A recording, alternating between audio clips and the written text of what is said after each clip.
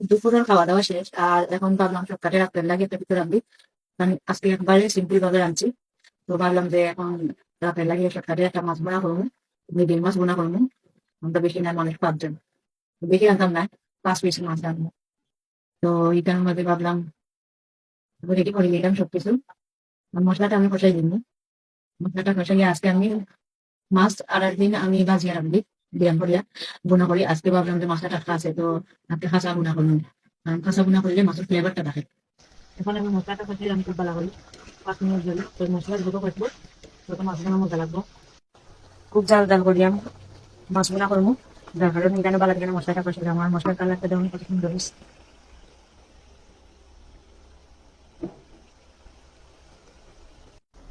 মাছগুলো একেবারে সুন্দর করে ধুইয়ে রাখি দিছি। আমার মশলার কালারটা খুবই সুন্দর লাগছে, জানি না ভিডিও কত দেখা যায়, বাট এমনি সরাসরি দেখতে অনেক সুন্দর লাগে। এটানোর মাঝে আমি তেল দিছি, পেঁয়াজ দিছি, রসুন আমি ইউজ করছি না, হলুদ মরিচ লবণ পরিমাণ মতো দিছি। তারপরে ধনিয়া গুঁড়া জিরার গুঁড়া পাঁচফোড়ন সব ধরনের মশলা দিয়ে ভালো দিকে মশলা কষাই মনে করি। এখন মাছগুলো আমি দিলাই নি,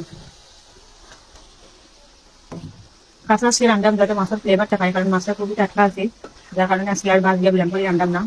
ভাবলাম তো কাঁচা রান্ধি যাতে মাছের ফ্লেভারটা পাই, যার কারণে কাঁচা রান্দাম। না এটা নর্মালি সবসময় মাছ ভাত দিয়ে তরকারি মাছের রান্না করা হবে। তো এই কারণে আমি হালকা একটু পানি দিলেই যাতে মাছটা ভালো ঠিকানা কষে যায়। এখন ব্লক ওঠার আগ পর্যন্ত ওয়েট করবো, উতরেই যাও আমার।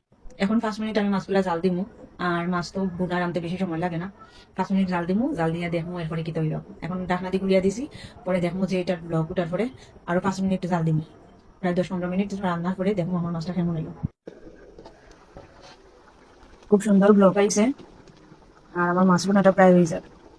তো আমি ওয়েট করলাম কোন সময় আমার মাছ রান্নাটা শেষ হইতে হবে, আমি ফ্রি হইয়া বই থাকবো। কারণ আমার আজকে শরীরটা খুবই খারাপ, পালা লাগে না কিছু। আর আজকে ওয়েদারটাও ঠান্ডা ঠান্ডা, যার কারণে একটু শীত লাগে। ভাবলাম রান্নাটা কমপ্লিট হয়ে গেলে একটু ফ্রি হয়েছে। এখন তরকারির লবণ টেস্ট করি, দেখুন যে লবণ ঠিক মতো হয়েছে কিনা। এখন তরকারির লবণ টেস্ট করবো, দেখুন যে লবণ হয়েছে কি।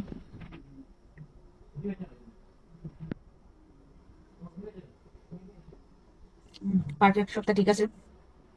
তবে লবণ দেখা দিয়া এখন আমার মিক্সির মধ্যে তরকারির জুল পড়ে গেছে, তেল পড়ে গেছে।